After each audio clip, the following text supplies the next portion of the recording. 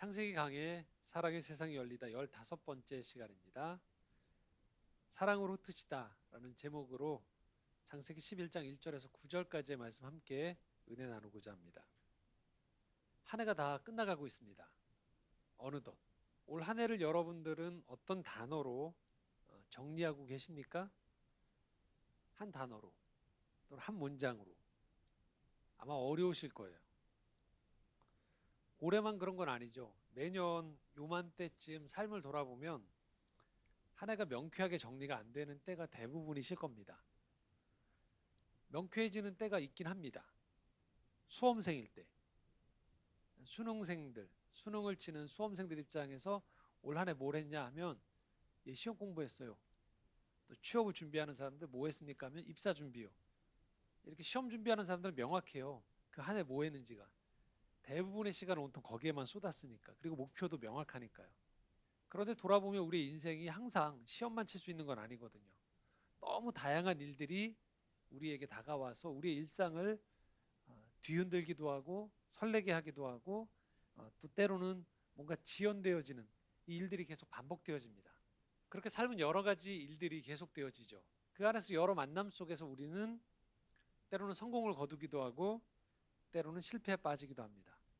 그래서 우리가 한 해를 정리하는 조금 더 나은 태도는 자꾸 무언가 한 단어로 한 문장으로 규정 지으려고 해서 그걸 가지고서 한 해를 잘 살았다 못 살았다라고 정리 내리는 것보다는 천천히 한 해를 돌아보면서 그 한 해 가운데 있었던 일들을 점검해 보는 거예요. 되돌아보는 거죠. 그러면서 감사할 건 감사하고 회개할 건 회개하고 또 인내해야 된다, 기다려야 된다라는 건 기다리고 소망해야 되는 건 소망하는 것, 그런 관점에서 각각의 일들을 바라보는 태도가 훨씬 낫습니다. 무엇보다도 우리에게는요, 자기 삶에 대한 긍정이 필요해요. 왜냐하면 내 삶에 하나님이 함께 하셨기 때문입니다. 하나님의 관점에서 한 해를 돌아보면 내 관점에서만 한 해를 바라볼 때에 미처 보지 못했던 것들이 새롭게 열리게 되는 것을 깨닫게 됩니다. 그러면 우리는 내가 이루지 못한 것보다 훨씬 많은, 훨씬 좋은 일들이 올 한 해 가운데 있었다라는 것들을 보게 되어진다라는 거예요. 우리가 살아가면서 한 번에 이런 일이 단번에 이루어지지 않아요. 제가 여러분들에게 이 말씀을 드렸다고 여러분들이 오늘 집에 가셔서 단번에 여러분의 삶을 이런 방식으로 재정의 내리면서 감사와 회개와 소망과 인내로 귀결짓지 못해요. 거기에 가장 큰 이유 중에 하나는 이런 오래된 우리의 생활의 태도도 있고요. 생각의 습관도 있고 무엇보다도 우리의 미래가 불안하기 때문이에요. 그러다 보니까 우리는 자꾸만 인생을 한두 가지로 규정짓고 싶어 해요. 유혹입니다. 그걸 이뤄내면 성공한 인생인 거예요. 잘 살은 한 해예요. 그렇지 못하면 실패한 한 해가 되는 거예요.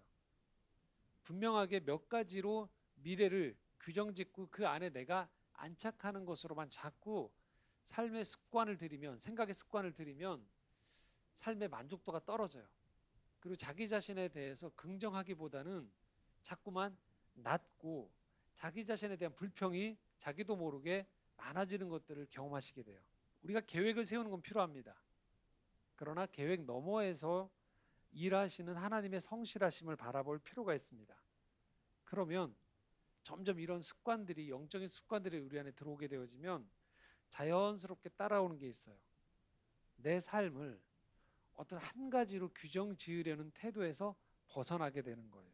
어떤 직책과 자리에서, 사람들의 인정에서, 또는 비교해서 조금 더 우위에 점하는 것들, 내가 생각하는 이것이 좋다라고 여기는 것들을 집착하는 어떤 선택에 대해서 그걸 이루어졌을 때만 성공이고 그것만이 행복이다라고 여기는 이 좁은 시야에서 우리가 점점 벗어나게 되어진다는 거예요.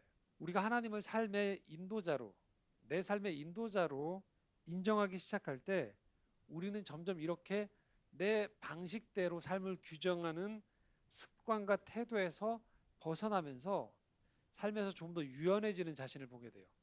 자유로워지게 되는 자신을 보게 됩니다.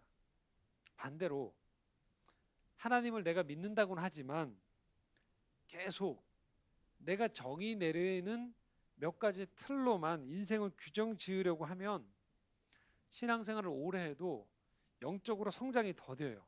신앙생활이 주는 많은 유익도 좀채 경험하지 못하고 삶이 불안합니다. 삶이 불만족이 많아지고요. 자기 자신에 대한 삶이 자기와 화해를 이루지 못하게 돼요. 불화하게 되어진다는 거예요. 이것 아니면 안 된다. 이 방식대로만 이루어져야 된다. 이걸 이루어주는 신을 믿겠다라는 거죠. 그렇기 때문에 우리 삶에서는 일사불란함이나 일목요연함이 아니라 조금 더 성령의 인도함에 유연하게 반응하는 법들을 배워나가는 게 중요합니다. 자기 중심성을 깨트리고 하나님의 넓은 세계로 나아가는 거라는 거죠. 특히 한 해를 마무리하는 이 시점에서 또 다른 새해를 맞이하려고 하는 이 분기점에서는 더더욱 이런 태도가 우리에게 필요합니다. 오늘 우리가 읽은 이 말씀에는 아주 인상적인 한 구절로, 한 문장으로 시작을 하고 있습니다. 1절 말씀인데요. 함께 읽겠습니다. 온 땅의 언어가 하나요, 말이 하나였더라. 좋은 말 같죠? 언어가 하나고 말이 하나다. 자, 말과 이 언어가 하나면 좋을 것 같죠? 서로 간에 잘 통하니까. 그런데 성경은 이 언어가 하나고 말이 하나다, 언어가 하나다라는 이 상황을 좋게 평가하지 않고 있어요. 이유는 이들이 벌이고 있는 이 일들 때문에 그렇습니다. 2절에서 4절입니다. 함께 읽겠습니다. 이에 그들이 동방으로 옮기다가 신할 평지를 만나 거기 거류하며 서로 말하되 자 벽돌을 만들어 견고히 굽자 하고 이에 벽돌로 돌을 대신하며 역청으로 진흙을 대신하고 또 말하되 자 성읍과 탑을 건설하여 그 탑 꼭대기를 하늘에 닿게 하여 우리 이름을 내고 온 지면에 흩어짐을 면하자 하였더니 이들이 일단 하고 있는 일은 평범해 보여요. 3절에 보면 벽돌을 굽고 있고 역청을 바르고 있다라고 하고 있습니다. 뭔가 건축하는 거죠. 문제는 4절 성읍과 탑을 건설하는데요. 이들이 이 성읍과 탑을 건설하면서 주목할 세 가지 모습이 등장합니다. 첫 번째는 그 탑 꼭대기를 하늘에 닿게 하려고 한다는 거예요. 두 번째는 우리의 이름을 내자라고 이야기합니다. 세 번째는 온 지면에 흩어짐을 면하자라고 이야기하고 있어요. 탑 꼭대기를 하늘에 닿게 하자라는 것은요. 이들이 하나님을 대적하는 문화가 끝까지 가고 있다는 것을 의미하는 거예요. 갈 때까지 가보자는 거예요. 대단한 큰 착각이죠. 우리가 하늘에 계신 하나님 아버지라고 이야기하지만 그 하나님은 이 하늘이라는 이 땅과 반대되는 개념에서 차곡차곡 쌓아 올라가서 끝까지 올라가면 맨 위쪽에 거주하고 있는 하나님을 내가 볼 수 있다? 철저한 인간적인 착각인 거죠. 근데 이들은 지금 그럴 수 있다라고 착각을 하면서 하나님을 대적하는 문화로 지금 치닫고 있는 거예요. 두 번째는요. 우리 이름을 내자라고 이야기하고 있어요. 구약 성경에서 몇 주간도 저희가 살펴볼 때에도 이야기했었지만 이름을 낸다는 것, 이름을 짓는다는 건 신적인 행위예요. 그런데 이들이 지금 우리의 이름을 내자라고 이야기하고 있어요. 하나님만이 하거나 하나님께 위임받은 사람이 하는 그 신적인 행위, 아담이 온갖 동물의 이름을 지었죠. 하나님이 이름을 지어줬어요. 아담의 이름을. 그리고 아담은 아내 이름을 짓고 이게 신적인 행위예요. 이들은 지금 이 건축을 내면서 건축을 이루면서 끊임없이 어떤 이야기를 하냐면 우리 이름을 내자라고 이야기하고 있어요. 갈수록 자기 중심성이 강화된다라는 거예요. 어린 아이들이 어릴 때 가장 많이 하는 단어가 이 나거든요. 내가. 점점 성숙해 갈수록 이 내가에서 우리라는 단어라든지 상대방이 이 안에 들어와서 이 나라는 단어가 점점 줄어들게 되는 거예요. 물론 어른들 중에서도 내가 하는 사람들이 있죠. 그럴 때 주변 사람들이 피곤해지죠. 이 자기 중심성이 강화되는 거예요. 그리고 이들이 온 지면에 흩어짐을 면하자라고 이야기하고 있습니다. 땅에 충만하라고 하나님은 명령을 내리셨어요. 땅을 정복하고 다스리라고. 이것은 무엇을 의미하느냐? 하나님께서 이 땅을 위임하시면서 인간들에게 낯선 곳에서라도 가면서 이것을 모험을 하고 창의적으로 그리고 개방성을 가지고 살아가라는 의미예요. 그런데 지금 이들은 창조의 명령에 전적으로 반하는 행동을 하고 있는 거예요. 이들은 극도의 안정성을 추구하는 거예요. 폐쇄적으로 흘러가고 있는 거예요. 우리가 온 지면에 흩어지지 말고 여기 모여 있자라는 거예요. 극도의 안정주의인 거예요. 그러다 보면 이들은 점점 자기들끼리 안에 세계로 갇혀지게 되는 거죠. 그리고 이들이 거주하는 땅이 어디인가? 2절에 보면 신할 땅이라고 이야기하고 있어요. 이 신할 땅에 정착한 조상이 누구일까? 우리가 오늘 접하지 않았지만 다루지 않았지만 창세기 10장 6절에서 12절에 이 땅을 이렇게 표현하고 있습니다. 6절에서 12절입니다. 함께 읽겠습니다. 함의 아들은 구스와 미스라임과 풋과 가나안이요 구스의 아들은 스바와 하일라와 삿다와 라마와 사뜨가요 라마의 아들은 스바와 드단이며 구스가 또 니무롯을 낳았으니 그는 세상의 첫 용사라. 그가 여호와 앞에서 용감한 사냥꾼이 되었으므로 속담에 이르기를 아무는 여호와 앞에 니무롯같이 용감한 사냥꾼이로다 하더라.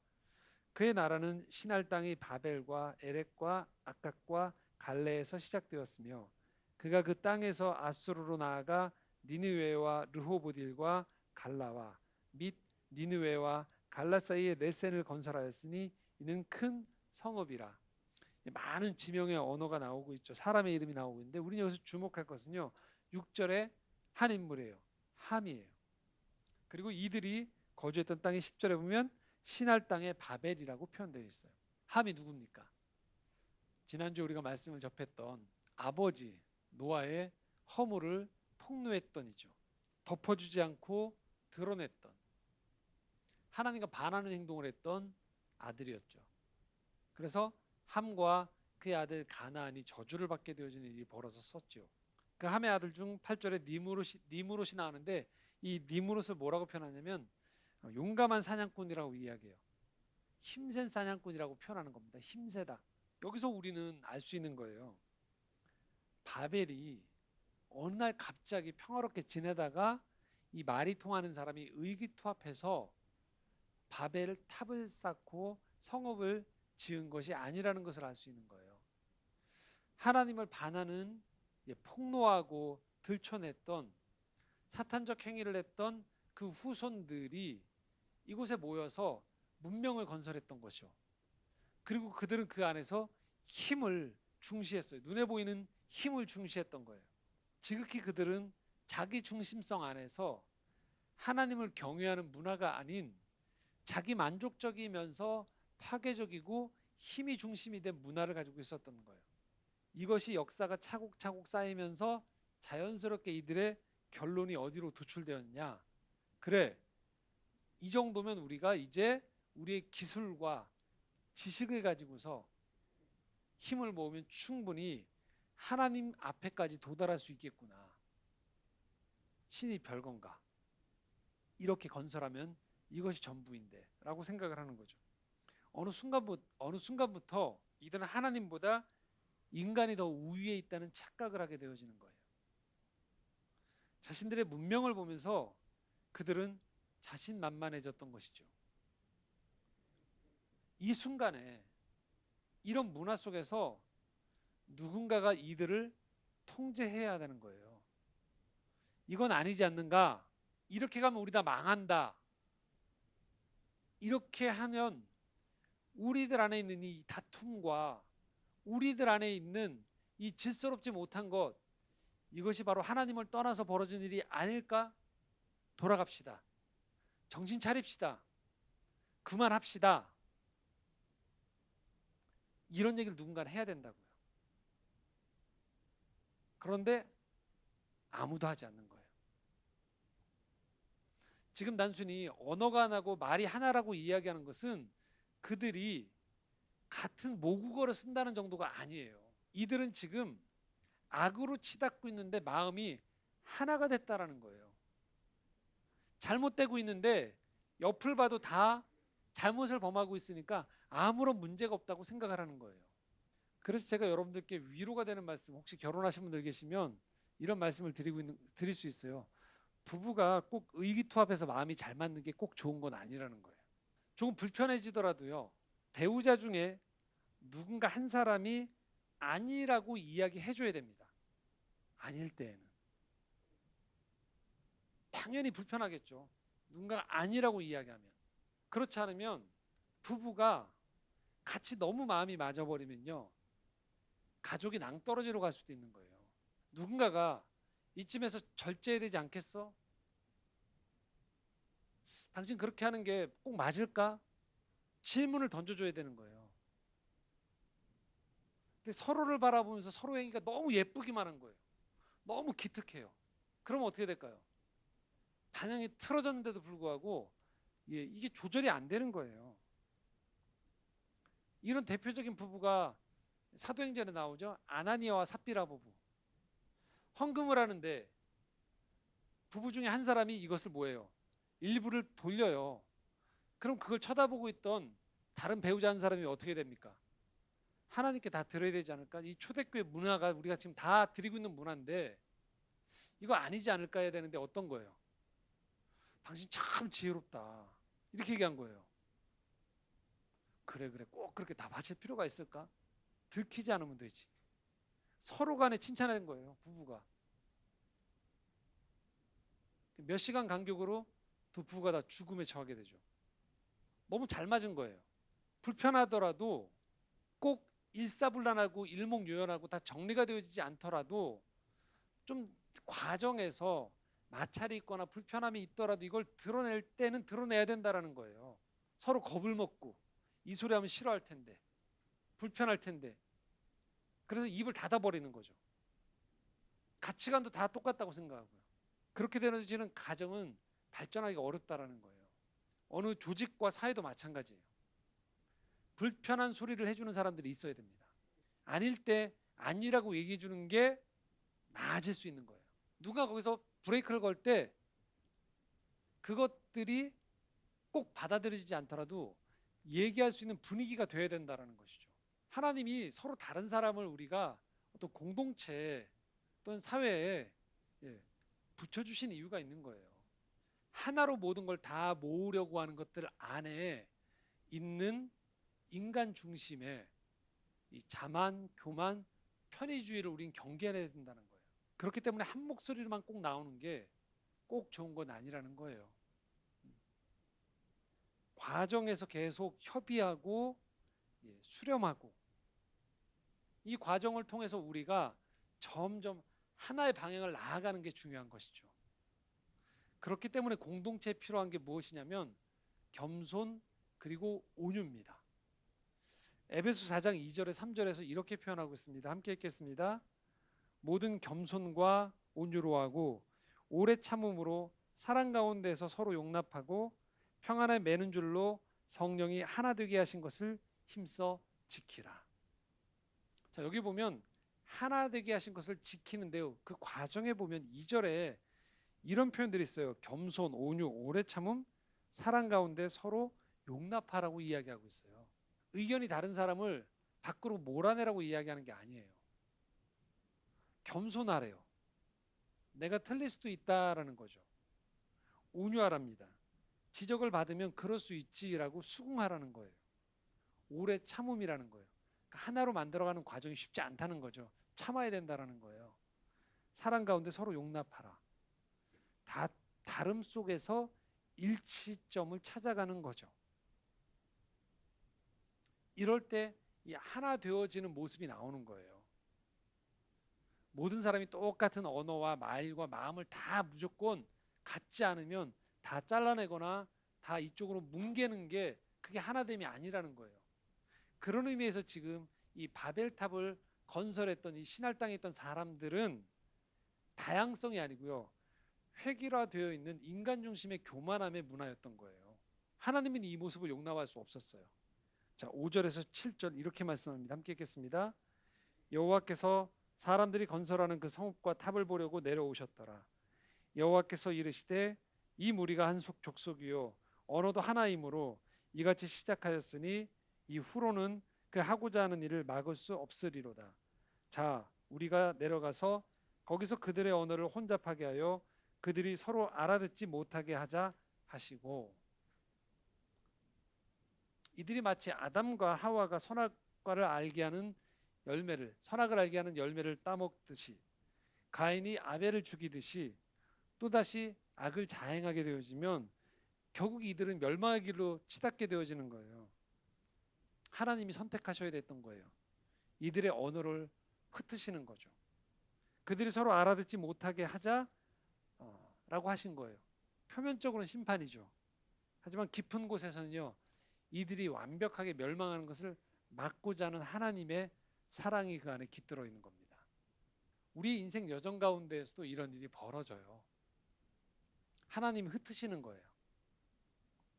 한마디로 말하면 정리가 잘 안 되는 거죠. 심혈을 기울여서 만들었던 어떤 내 노력의 공든탑이 흩어져 버릴 때가 있어요. 사람 관계에 정성을 들였는데 이게 어긋나 버릴 때가 있어요. 이럴 때 우리는 충분히 당황스러워요. 마음이 어려워지죠. 이런 상황을 누군들 좋아할까요? 그런데 훗날 돌아보면 그때 이 흩어짐, 그래서 어긋남으로 인해서 우리가 더 나아졌다라는 것을 우리는 알 수 있어요. 하나님이 이를 실행하세요. 8절에서 9절입니다. 함께 읽겠습니다. 여호와께서 거기서 그들을 온 지면에 흩으셨으므로 그들이 그 도시를 건설하기를 그쳤더라.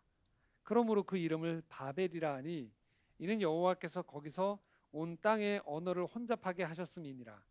여호와께서 거기서 그들을 온 지면에 흩으셨더라. 아마도 그 도시가 계속 지어지고 탑이 위로 계속 올라갔으면 인간은 노아의 홍수 못지않게 또 다른 하나님의 심판을 겪어야 했을 겁니다. 하나님이 이미 약속하셨거든요. 다시는 이런 심판을 물로 내리지 않겠다라고. 하나님은 인류가 더 큰 악의 집단이 되기 전에 이들을 흩으신 거예요. 달라진 언어 속에서 이들은 이제 각자의 길로 걸어가야 됐던 것이죠. 자, 그러면 하나님은 궁극적으로 인간 세상이 다 분열되어지는 것을 원하느냐? 그렇지 않습니다. 하나님이 궁극적으로 원하는 것은 하나님의 마음을 품고 다양함 속에서 서로 하나 되어지는 걸 진심으로 하나님은 원하세요. 다름 속에서 점점 이 갈등이 줄어들어서 한 마음으로 한 일들을 해나가기를 원하세요. 하나님이 이 일을 계속적으로 포기하지 않으세요. 신약에 보면 사도행전에 바로 이 하나님께서 이 일들을, 이 바벨에서 흩으셨던 일들을 역사의 한 시점에서 전혀 반대의 의미로 하나님의 일을 하신 사건이 나옵니다. 사도행전 2장 1절에서 4절까지의 말씀입니다. 함께 읽겠습니다. 오순절 날이 이미 이르매 그들이 다 같이 한 곳에 모였더니 호련히 하늘로부터 급하고 강한 바람 같은 소리가 있어 그들이 앉은 온 집에 가득하며 마치 불의 혀처럼 갈라지는 것들이 그들에게 보여 각 사람 위에 하나씩 임하여 있더니 그들이 다 성령의 충만함을 받고 성령이 말하게 하심을 따라 다른 언어들로 말하기를 시작하니라. 초대교회에서 벌어진 일이에요. 예수님이 부활하고 승천하시고 난 다음에 이들은 마가의 다락방에 모여서 기도하고 있었어요. 이들은 같은 언어를 쓰던 사람들이었어요. 같은 민족이었어요. 그런데 거꾸로 성령이 이들에게 임하자 어떤 일이 벌어지느냐? 이들이 다른 언어를 쓰기 시작했다는 거예요. 다른 지역에 있는 사람들의 언어를 쓰기 시작했다는 거예요. 같은 민족인 이들이 한 언어를 쓰던 사람들이 난데없이 다른 언어를 쓰기 시작하자 그 주변에 있던 다른 사람들이 이들을 보면서 깜짝 놀랐죠. 왜요? 말이 통하지 않아야 되는 사람들이 갑자기 우리 지방의 언어를 저 사람들이 쓰기 시작하는 거예요. 하나님께서 인간이 혈통적으로 언어적으로 뭉쳐 있으려고 하는 것들을 이제 어떻게 하시는 거예요? 성령의 은혜로 한 마음이 되어지면서 이들을 다양함으로 흩으시는 거예요. 이게 바로 하나님 나라의 일하는 방법이에요. 내가 우리가 만들어내는 의미에서의 눈에 보기 좋은 일사불란함이 아닌 거예요. 우리끼리 잘 통하는 집단주의가 아닌 거예요. 서로 다름 속에서도 때로는 저 일이 제대로 되는 게 맞나 싶을 정도의 불안해 보이고 위태할 정도의 그 유동적인 모습 속에서 마침내 하나님만이 하실 수 있는 온전히 성령이 이루시는 그런 기적 같은 하나됨이 이루어지는 것들을 우리는 보게 되어지는 거예요. 인간들이 획일화된 힘의 집단이라면 하나님은 조화와 균형 속에 공존하는 공동체를 만드시는 게 하나님의 꿈이에요. 그리고 그 일을 하나님은 포기하지 않으세요. 이것은 우리 개인에게도 마찬가지입니다. 우리 인생에서 내가 정해놓은 몇 가지 성공의 기준, 목표의 성취만을 몰두하는 승리자가 되는 게 인생의 궁극적인 행복을 가져다 주지 않습니다. 하나님은요, 우리가 삶의 과제를 하나하나 풀어가면서 그 안에서 성숙하고 성장하는 인생의 순례자가 되기를 원하시는 거예요. 게임에서는 승자와 패자가 있어요. 하지만 여행에서는요, 누가 더 풍성한 경험을 했느냐예요.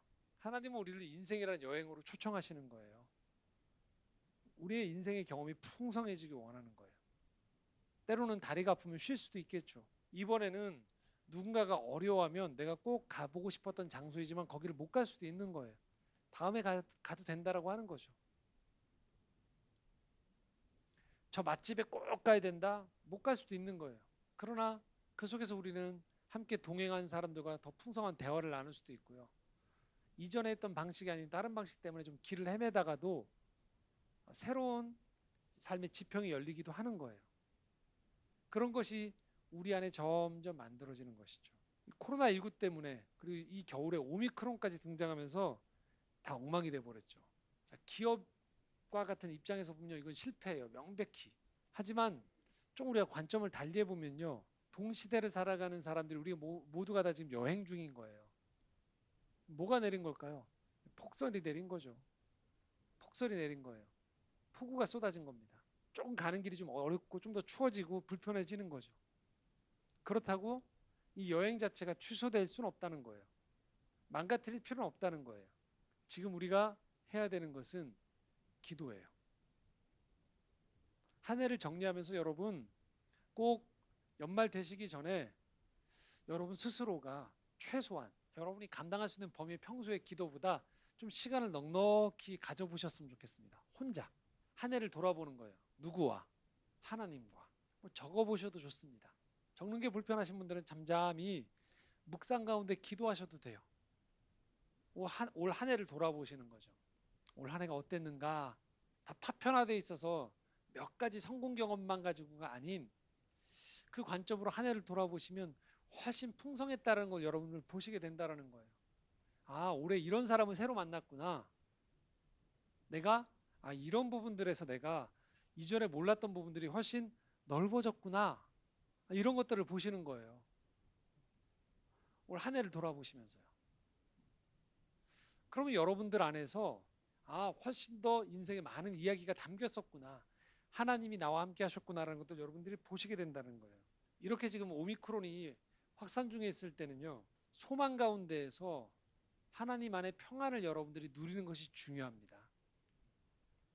잠잠히 이 흐름 속에서 역사의 흐름 속에서 하나님의 사람으로서 기다림, 순응, 인내를 배워야 될 때인 거예요.